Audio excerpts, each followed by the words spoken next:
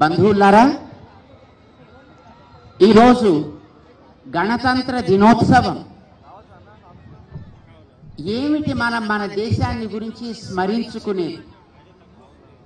మిగతా దేశాల్లో వారి దేశాన్ని తండ్రిగా భావిస్తారు, కానీ వేద మార్గాన్ని పట్టినటువంటి మనం దేశాన్ని మాతృమూర్తిగా భావిస్తాం. ఎందుకనంటే వేదాల్లో మొదటి నమస్కారం ఎవరికి చేరాలి, మొదటి ఆరాధన ఎవరికి అర్పించాలి అంటే మాతృదేవో భవ, ఆ తర్వాత పితృదేవో భవ, ఆ తర్వాత ఆచార్య దేవో భవ. మొదటి నమస్కారం ఎప్పుడు కూడా మాతృమూర్తికే. ఒక మహిళకి, ఒక నారీమణికి, ఒక స్త్రీ రత్నానికి ఆరాధన జరిపేటటువంటి అతి ఉత్తమ సంప్రదాయం ప్రపంచంలో భారత జాతికి మాత్రమే ఉన్నది. ఇతరులకి ఎవరికి ఆ రకమైనటువంటి సంస్కారం, ఆ రకమైన అలవాటు లేదు. మనం అందరం అదృష్టవంతులం. ఆ తల్లి యొక్క ఒడిలో, ఆ తల్లి యొక్క బిడ్డలుగా మనందరం కూడా పెరగగలిగే ఒక అదృష్టాన్ని పొందాం.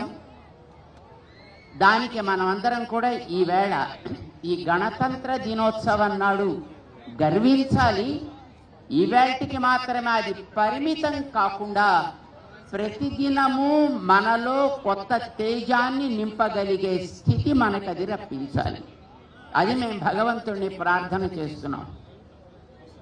బంధువులారా, ప్రపంచంలో ఎన్నో దేశాలు ఉన్నాయి, కానీ ఈ దేశాన్ని మొదటి నుంచి భగవంతుడు తనకి ఒక అవతార స్థానంగా లోకంలోకి తను రావటానికి ఇది ఒక ఉద్గమ ప్రాంతంగా ఎన్నుకోవడం అనేది ఈ ప్రాంతానికి ఉండే ఒక వైభవాన్ని చాటుతుంది. భారత భూమికి ఒక గొప్పతనం ఉంది. మిగతా గొప్పతనాలు చాలా ఉండొచ్చు, కానీ ఈ దేశానికి ఉండే, ఈ భూమికి ఉండే భరతమాత యొక్క ఆ మృత్తికకి ఉండేటటువంటి శక్తి ఏంటంటే వేదాలు చెప్పే మృత్తికే హనమే పాపం యన్మయా దుష్కృతం కృతం. మనలో ఉండే దోషాలన్నిటినీ హరించగలిగేటటువంటి గొప్ప శక్తి ఈ భారతమాత ఒడిలో ఉండేటటువంటి ఈ మృత్తికకి ఉన్నది. దీనికి ఉండే రెండు గొప్పతనాలు మేము చెబుతాం. అవునో కాదో మీరు చెబుదురు కానీ చెప్పంటారా? రెండు గొప్పతనాలు. ఒకటి, ఈ మట్టికి ఒక పరిమళం ఉన్నది. మేము ప్రపంచంలో చాలా దేశాలకు తిరిగాం. అమెరికాకి వెళ్ళాం, ఆస్ట్రేలియాకి వెళ్ళాం, యూకేకి వెళ్ళాం, ఇతర ప్రాంతాలకు కూడా వెళ్ళాం. ఆయా సందర్భాల్లో అక్కడ ఉండేటటువంటి మృత్తికకి ఏదైనా ఒక పరిమళం ఉందా అనేది చూడటం కోసమని చెక్ చేశాము. మీ అందరికీ అనుభవం ఉండి ఉంటుంది. ఎప్పుడైనా ఎక్కడైనా మన చుట్టుపక్కల ప్రాంతాల్లో వాన కురిస్తే ముందు మీకేం వస్తుంది? ఆ మట్టి యొక్క పరిమళం వస్తుంది. ఒక అద్భుతమైనటువంటి ఒక పరిమళం, ఆహ్లాదకరమైనటువంటి ఒక పరిమళం వస్తుంది. ఈ పరిమళం మిగతా మట్లలో ఎక్కడ ఉండదు. ఈ భారతమాత యొక్క మట్టికి మాత్రమే ఉంటుంది.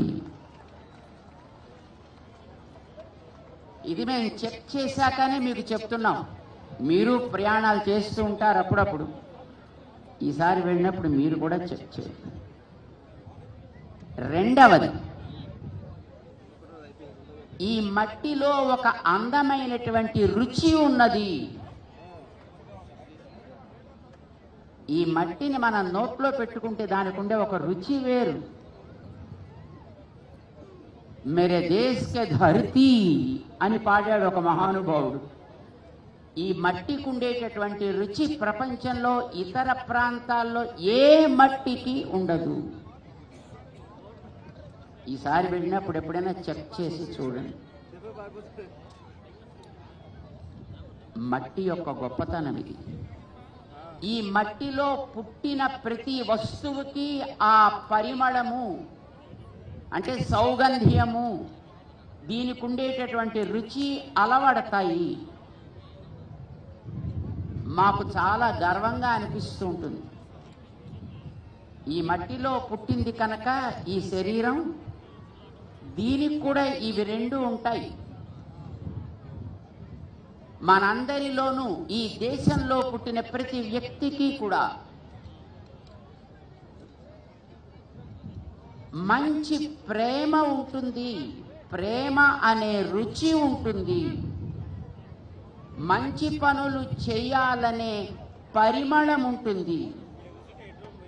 పరిమళం ఒకదానికి గుర్తండి.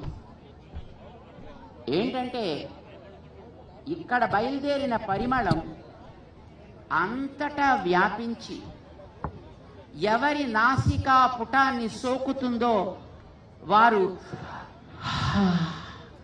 అనుకునేటట్టు చెయ్యాలి. దాన్నే కదా మంచి పరిమళం అంటాం. అది మన ముక్కుకి సోకగానే ముక్కు మండి, మూతి మండి, గొంతిక మండి, జలుబు చేసి, దగ్గొచ్చి, తుమ్ములొచ్చి అనారోగ్యం చేసిందనుకోండి, దాన్ని మనం పరిమళం ఎందుకంటాం కనుక ఇది ఎదట ఎక్కడ వ్యాపిస్తే, ఎవరికి ముక్కుకి సోకితే వారిని ఒక్కసారి ఆనందంలో పరవశింపచేసి ఆహా అని అనిపించాలి. అలా అనిపించగలిగే ఆచరణ, గుడ్ ప్రాక్టీసెస్ ఈ దేశంలో పుట్టిన, ఈ దేశానికి చెందిన వ్యక్తులకు ఉంటుంది. సదాచారము అంటాం దాన్ని. ఒక వ్యక్తికి కష్టం కలిగితే ఆదుకోగలిగే హృదయం, మనకు ఒక ఆనందావహమైన వస్తువు లభిస్తే పదుగురితో పంచుకోవాలనే ఒక ప్రేమ తత్వం, ఇది ఈ దేశంలో ఉండే ప్రతి వ్యక్తి యొక్క సహజ ప్రవృత్తి. దానికి నిదర్శనం మన శ్రీరామచంద్ర ప్రభు. రాముణ్ణి మనం గుడి కట్టి మొన్ననే ప్రతిష్ఠ చేశారు. మా కిషన్ రెడ్డి గారు వచ్చి తప్పకుండా రావాలి అని వారు ఆదేశిస్తే కాదనలేక మేము కూడా వెళ్ళాం. మేము కూడా పాల్గొన్నాం. రాముడు అడిగాడా నాకు గుడి కట్టండి అని? నో. అసలు రాముడు తనని పెద్ద ఆరాధ్యుడు అని అనిపించుకోవాలనుకోలేదు ఆయన. రామాయణం మీరు కూడా కొందరు చదివి ఉంటారు, విని ఉంటారు. రావణ వధ జరిగిన తదుపరి దేవతలంతా వచ్చారు అక్కడికి. రామా, ఏంటయా సీతమ్మకి అగ్ని పరీక్ష ఏంటయా? ఏమిటలా చూస్తూ నించున్నావు? నువ్వెవరో మర్చిపోయావా? సీతమ్మ ఎవరో మర్చిపోయావా? భవాన్ నారాయణో దేవః సీతా లక్ష్మీ స్వయం. సీతమ్మ లక్ష్మీదేవయా, నీవే నారాయణుడవాయా? మేమే కోరావు నిన్ను మనిషి పుట్టమని. మా కోరిక తీర్చడానికి నువ్వు వచ్చావు ఈ మట్టి మీదకి. మా కోసం వచ్చావా? ఈ మాట ఎప్పుడన్నారు తెలుసునా? అగ్నిలోంచి సీతమ్మ బయటకు వచ్చేసాక అన్నారు, ముందనలే. వాళ్ళకి డౌటే. బయటకు వచ్చాక అప్పుడు వచ్చి అందరూ అన్నారు. చూడండి, ఓడిపోతాడు అనుకున్న వ్యక్తి పార్టీలో ఎలక్షన్స్లో బాగా గెలిచాడు అనుకోండి, అప్పటిదాకా వాడి మొహం చూడని వాళ్ళంతా ఏమండో నిజంగా నేను మీకే అనుకున్నానండి, మిమ్మల్ని అనుకున్నానండి, అసలు నేను అన్ని చేద్దాం అనుకున్నాను, కానీ ఏమిటో నన్ను అవకాశం ఇవ్వలేదు. అప్పుడు అన్ని కబుర్లు చెప్తాడండి. అలాగే చెప్పారండి దేవతలంతా వచ్చి. అది విన్న రామచంద్రుడు నమస్కారం పెట్టి వినయంతో విధేయతతోటి ఆత్మానం మానుషం మన్యే రామం దశరథాత్మజం. I'm really sorry, I'm a man, I want to be a man. నాకు నాన్నగారు ఉన్నారు, నాకు బర్త్ ప్లేస్ ఉంది, నాకు డేట్ ఆఫ్ బర్త్ ఉంది, అందుచేత నేను మనిషినే. దశరథుడి కొడుకుని, అయోధ్యాపురవాసిని, సరయూ తీరం మాది, నా పేరు రాముడు, నన్ను మనిషిగానే ఉండనివ్వండి అన్నాడండి. మరి మన వెనకాతలో నలుగురు చేరి కాస్త బాజా వాయించడం ప్రారంభించగానే సరిలేరు నాకెవ్వరు అంటూ రొమ్ము విరిచి మనమే సాక్షాత్తు దేవుడు అన్నట్టుగా పోజు పెట్టడం ప్రారంభిస్తాము. మనకి తెలుసున్న మన లోపాలన్నీ, కానీ మనమే దేవుడని మిగతా వాళ్ళు అనుకోవాలన్నట్టుగా ప్రవర్తిస్తాం. కానీ సాక్షాత్తు రాముడు నువ్వు దేవుడువా అనంటే కాదండి, నేను మనిషిగానే ఉంటా, అలాగే నన్ను ఉండనివ్వండి అని అన్నాడు ఆయన. ఎందుకో తెలుసునా? రెండిటి కోసం, పరిమళం కోసం, రుచి కోసం. ఇవి రెండిటిని మనకి నేర్పటానికి రాముడు ఒక మనిషి ఎట్లా ఉండాలో అది నేర్పాడు ఈ మానవ జాతికి. భారతీయుల కోసం మాత్రమే కాదు, for the humanity at large.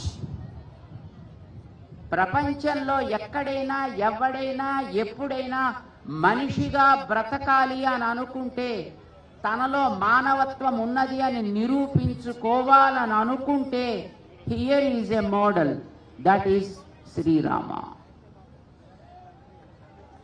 నాకొద్దు అని అనుకుంటే you are denying the humanity, the values of a human being. మీలో ఎంతమందికి నేను కూడా ఒక హ్యూమన్, నేను కూడా ఒక మనిషే అనుకుంటున్నారో చూపించండి చూద్దాం. That's great. నువ్వు ఏ జాతి వాడివైతే ఏం కనుక, నువ్వు ఏ కులమైతేనేమి, ఏ మతమైతేనేమి, ఏ భాష అయితేనేమి, ఏ దేశమైతేనేమి, మనిషివి. ముందు నువ్వు మనిషివి. మనిషిగా ఉండాలంటే ఇక్కడ ఒక మోడల్ ఉన్నది. ఆ మోడల్ని మనం ఆదర్శం అంటాము. ఆదర్శం అంటే అర్థం ఏం చేస్తుంది? ప్రపంచంలోకెల్లా అతి వింతైన వస్తువుని చూపిస్తుంది. ఏదో అతి వింతైన వస్తువు మనమే. మనకంటే వింతైన వస్తువు ప్రపంచంలో మరొకటేం లేదండి. దాని ముందర నిలబడితే మనకి చూపిస్తుంది. ఎందుకు? మసి ఉంటే తుడుచుకోవడానికి, కావాలంటే అలంకరించుకోవడానికి, మంచి అందమైనటువంటి స్వరూపాన్ని దిద్దుకోవడానికి, నీ కోసం. నీకు నిన్ను దిద్దుకోవాలనుకుంటే యూజ్ ద మిర్రర్, అద్దాన్ని వాడుకోవా. మొహం నిండా మసి పూసుకుని అద్దం ముందర నిలబడి అయ్యో ఏమిటండి ఇలా మట్టిగా ఉంది అనో, ఏడుపు మొహం వేసుకుని దాని ముందర నిలబడి అది ఏడుస్తున్నట్టుగా నా మొహాన్ని చూపిస్తోంది అని అద్దాన్ని ఎవడైనా పగలగొడితే వాణ్ణి మనం ఏమంటాం? పిచ్చోడు అంటాం, జాలి పడతాం. రాముడంతే. అందుకే ఆయనని ఆదర్శ పురుష ఉత్తముడు, ఆదర్శ పురుషోత్తముడు అన్నారు ఆయన్ని. ఆయన ఒక అద్దం. అద్దం నీకోసం, అద్దం కోసం కాదు, నిన్ను నువ్వు చూసుకోవాలనుకుంటే keep the mirror safe, keep the mirror protected, keep the mirror with you always and see that, decorate yourself. నిన్ను నువ్వు అలంకరించుకోవా అని గుర్తించిన ఈ జాతి రాముడు కోరలే, మాకు రాముడు కావాలని గుళ్ళు కట్టారు ఆయనకి. జ్ఞాపకం పెట్టుకోండి బంధువులారా, దేవుడు అవ్వడం గొప్ప కాదు, మానవుడు అవ్వడం చాలా గొప్ప. దేవుడు అవ్వడం కష్టం కాదు, మానవుడిగా మసలగలగడం గొప్ప. ఎందుకో తెలుసునా? ఏమిటి మానవుడంటే? అందరినీ ఆదరించు, సుఖ దుఃఖాలని సమానంగా భావించు. ఇది ఎవరు చేశారండి? రామాయణం చూడండి ఒకసారి. ఒక ఆటవికుడు, ఒక బోయత, ఒక మనిషి, ఒక ఋషి, ఒక పక్షి, ఒక గుర్రం, ఒక చెట్టు, నీరు, రాక్షసుడు, కోతి, ఉడత తేడా లేకుండా అందరూ ప్రేమించేటట్టున్నాడు ఆయన. మీకు ఇంకో రహస్యం చెప్తా. ఎవరైనా మిమ్మల్ని కొట్టారనుకోండి, మీరేం చేస్తారు చెప్పండి? మళ్ళీ తిరిగి కొడతారా? కొడతారు. కొట్టలేక ఎవరితోటో వెళ్ళి చెప్పారనుకోండి, ఏమని చెబుతారు? వాణ్ణి గట్టిగా తిట్టి మరీ చెబుతాం. ముక్కు చెవులు కోసాడు శూర్పణఖకి, తెలుసును మనందరికీ, ఎందుకంటే ఆవిడ మన ఫ్రెండే కదా. ముక్కు చెవులు కోయించుకున్న శూర్పణఖ తన అన్నల దగ్గరికి వెళ్ళింది కంప్లైంట్ చేద్దామని. ఎలా కంప్లైంట్ చేసిందో తెలుసునా? తరుణౌ రూప సంపన్నౌ సుకుమారౌ మహాబలౌ పుండరీక విశాలాక్షౌ చీరకృష్ణాజినాంబరౌ ఫలమూలాసినౌ దాంతౌ తాపసౌ ధర్మచారిణౌ పుత్రౌ దశరథస్య ఆస్తాం రామలక్ష్మణౌ. ఎవరే నీ ముక్కు కోసింది అని అడిగాడు వాళ్ళ అన్నగారు. ఎందుకంటే ఆవిడ ముక్కు కోస్తే ఇదివరకు రోడ్లు వేయడానికి రోడ్డు పక్కన మంట పెట్టి తారు డబ్బాలకి కన్నం పెట్టేవారు. అందులోంచి తారు కారుతూ ఉండేది. ఆవిడ ముక్కులోంచి చెవుల్లోంచి అట్లా కారుతోందండి. ఇలా కార్చుకుంటూ వెళ్ళింది వాళ్ళ అన్నల దగ్గరికి. ఆవిడ ఎవడు కోసాడే నీకు అని అడిగితే, అన్నా ఏం బాగున్నారో తెలుసునా, ముక్కెవడు కోసాడంటే నిజంగా అసలు వాళ్ళ రూపం అన్నా భలే బాగుందా, కోసింది ఎవరో చెప్పవే అంటే ఎంతెంత కళ్ళున్నాయి అబ్బా వాళ్ళకి. అరే కోసింది ఎవరో చెప్పమంటే ఇలా పట్టుకున్నాడా నా ముక్కుని, ఆ చెయ్యి ఎంత బాగుందో తెలుసునా. ఇది శూర్పణఖ యొక్క స్థితి. ఎవడు రాముణ్ణి ద్వేషించలేదండి. శత్రువు అనుకున్న రావణాసురుడు కూడా ద్వేషించలా. స్పృహ తప్పి రథంలో పడితే సారథి రథాన్ని బయటికి తీసుకుపోతే బయట చల్లటి గాలితో స్పృహ వచ్చి, ఎందుకు నేను ఇక్కడున్నా, ఏది రణరంగం అని అడిగితే, స్పృహ తప్పి పడ్డావాయ్, అక్కడ ఉంటే ఎవడైనా వచ్చి మళ్ళీ కొడితే నువ్వు చస్తావని బయటికి తీసుకొచ్చాను అన్నాడు సారథి. ఛీ, ఎంత బాగా రాముడు యుద్ధం చేస్తున్నాడు. శత్రోహో ప్రఖ్యాత వీరస్య రంజనీయస్య విక్రమైః. ఏం పరాక్రమమయ్యా, నా జీవితంలో ఇంతకాలానికి ఇలాంటి పరాక్రమం కలిగిన వాడిని ఒక్కడిని నేను చూడగలిగానని ఆనందిస్తుంటే రథాన్ని బయటికి తీసుకొస్తావా అని సారథి మీద కోప్పడ్డాడు. సారథి తిట్టాడు, నీకేం బుర్ర ఉందా లేదా, నువ్వు యుద్ధరంగంలోకి వచ్చిన ఆయన సౌందర్యాన్ని పరాక్రమాన్ని చూడడానికా యుద్ధం చేయడానికా? బౌలింగ్ చేసేవాడి యొక్క పరుగుల అందాన్ని చూస్తే బ్యాట్ పట్టుకున్న వాడికి ఏమిటవుతుందయా? ఎందుకు వచ్చావు నువ్వు ఇక్కడ యుద్ధరంగంలోకి, ఎందుకు నిలబడ్డట్టు? అందుకే నిన్ను బయటికి తీసుకొచ్చా. నువ్వు మళ్ళీ యుద్ధం చేస్తానంటేనే రణరంగంలోకి తీసుకుపోతానన్నాడు సారథి. ఎందుకు మీకు చెప్తున్నానంటే, మనిషి రావణాసురుని ద్వేషించలేదు, రావణాసురుడి తప్పుని ద్వేషించాడు. రావణాసురుని హింసించాలనుకోలే, మనస్సు మారితే తన సోదరుడిగా భావిద్దామనుకున్నాడు. విభీషణుణ్ణి అట్లాగే అంగీకరించాడు. ఇది మనిషి. వ్యక్తిగతంగా ఎవరి మీద రాగాలు ద్వేషాలు ఉండవు. తప్పు చేసిన వాణ్ణి క్షమించేది లేదు, తప్పు చేసిన వాణ్ణి దండించి తీరుతాడు. ఇది మనిషి. కష్ట సుఖాలు వస్తాయి జీవితంలో, ఎంతటి వాడికైనా వస్తాయి కష్ట సుఖాలు. తట్టుకో. కష్టం వస్తే సముద్రం అడుగుకి కుంగిపోకు, సుఖం వస్తే ఆకాశపు అంచుల్ని తన్నే ప్రయత్నం చేయకు. రెండిటికి కూడా బ్యాలెన్స్ చేయడం నేర్చుకోవా. ఇది మనిషి. అది చూపించాడు రాముడు. అది భారత జాతి యొక్క జీవనాడి. ఆ మానవత్వానికి ఈ భరత మాత పురుడు పోసి ప్రాణం ఇచ్చింది, ప్రాణం పెట్టింది. ఈ దేశంలో ఉండే ప్రతివాడికి ఇది ఆచరణ. మన భారతదేశంలో ఉండే ప్రతి వ్యక్తికి అది ఆచరణ. ఆ వ్యక్తి కొత్తవాడా పాతవాడా ప్రశ్న లేదండి, తెలిసినవాడా తెలియనివాడా ప్రశ్న లేదు. ప్రతివాణ్ణి with open arms we invite.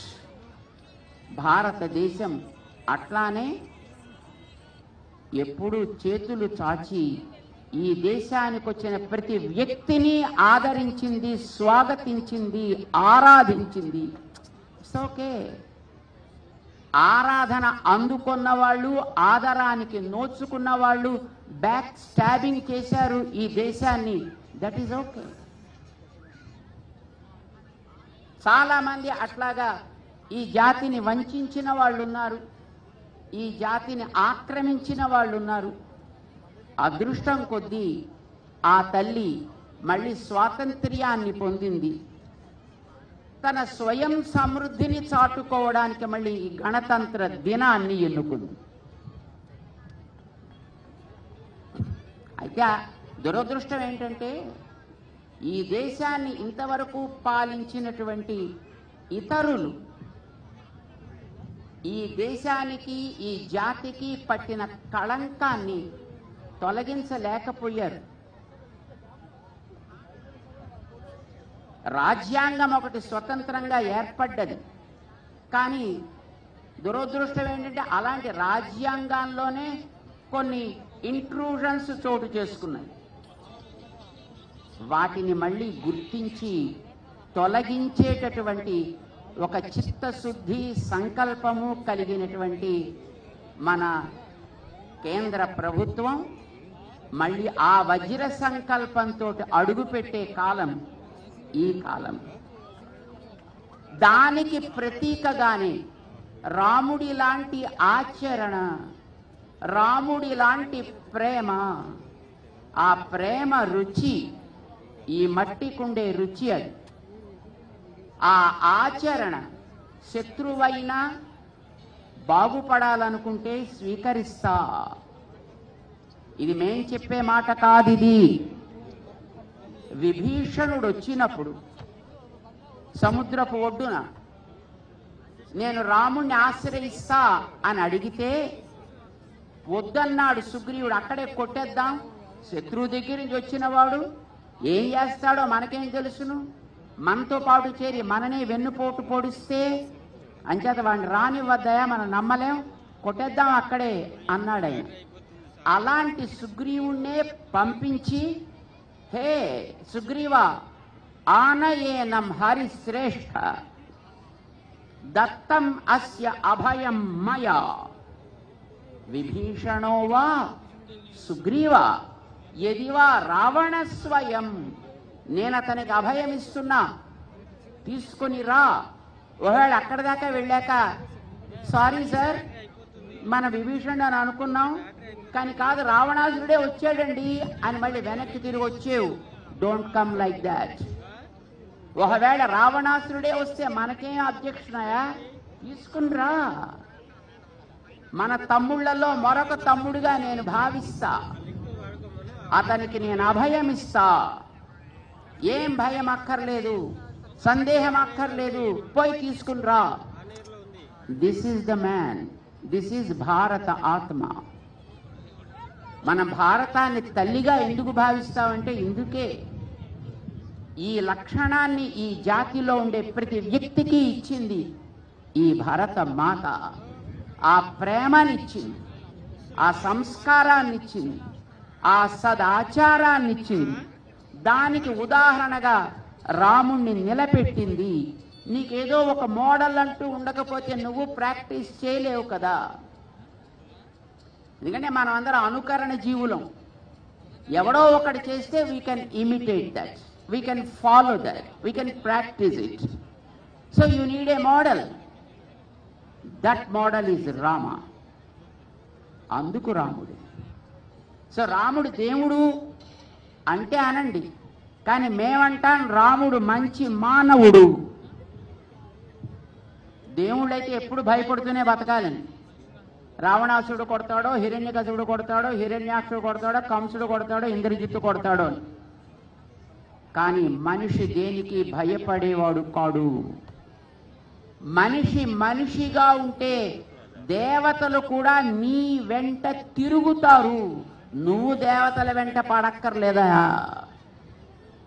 రాముడు మంచి మనిషి, అందుకే దేవతలు కూడా అతని వెంట పడ్డారు, అతని సపోర్ట్ తీసుకున్నారు.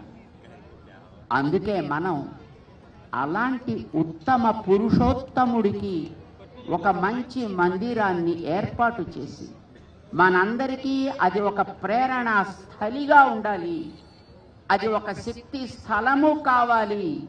మనం ఎప్పుడు అందులో మనని సరిదిద్దుకోగలిగే అవకాశం కావాలి అని ప్రపంచమంతా కోరుకుంది, జాతి అంతా కోరుకుంది, దేశమంతా కోరుకుంది. ఇంటింటా మూల మూల ప్రతి మనిషి కొందరు అనుకూలంగా కావచ్చు, కొందరు ప్రతికూలంగా కావచ్చు, కొందరు ఉదాసీనంగా కావచ్చు. అందరి నోట రామ్ రామ్ రామ్ రామ్ రామ్ రామ్ రామ్. ప్రపంచంలో అన్ని మూలలా రామమయమైపోయింది జగత్తంతా. రామభూతం జగదభూత్ అని వాల్మీకి చెప్పిన సన్నివేశాన్ని 22వ తారీఖు ముందు దాకా మనం చూసాం. భారతమాత మనకిచ్చిన అదృష్టం అది. మనమందరం అట్లా తయారు కావాలి. మనందరం ఈ గణతంత్ర దినోత్సవం చేసుకునే ప్రయోజనం ఏంటి? స్వతంత్రతా దినాన్ని పాటించి ప్రయోజనం ఏంటి? రాముణ్ణి స్మరించి ప్రయోజనం ఏంటి? గుడి కట్టి ప్రయోజనం ఏంటి? పూజించడానికి కాదు కదా. అందులోంచి ఒక ప్రేరణ తీసుకుని మన నరాల్లో నింపుకుని మనం కూడా ఆదర్శ మానవులం కావాలి, మంచి మానవులం కావాలి. మనలో కూడా రుచి పరిమళము ఈ భారతమాత మట్టికున్నట్టుగా మన దేహంలో ఉండే ప్రతి అణువుకి అంటాలి. మనలో కూడా ఆ ప్రేమ కలగాలి, మనలో కూడా ఆ సదాచారము కావాలి. ఇవి రెండు మనలో నింపగలిగే రాముడిచ్చిన తరుణంలో మనం జరుపుకునే ఈ 75వ వజ్రోత్సవం మన సంకల్పానికి వజ్రత్వాన్ని కలిగించుగాక. ఈ దేశానికి వజ్రతుల్యమైనటువంటి నేతృత్వాన్ని వహించగలిగే నాయకులకి మంచి ఆయువు శక్తిని ప్రసాదించుగాక. మనందరినీ వారి వెంట నడవగలిగే యోగ్యులైనటువంటి భారతీయులుగా తయారు చేయుగాక. అందుకే మనం భారత మాతకి హారతి. తల్లి ఆశీర్వదిస్తే తనయులు సాధించలేనిది లేదు. ఆవిడ మనస్ఫూర్తిగా ఆశీర్వదిస్తే ఏదైనా చేయగలుగుతారు.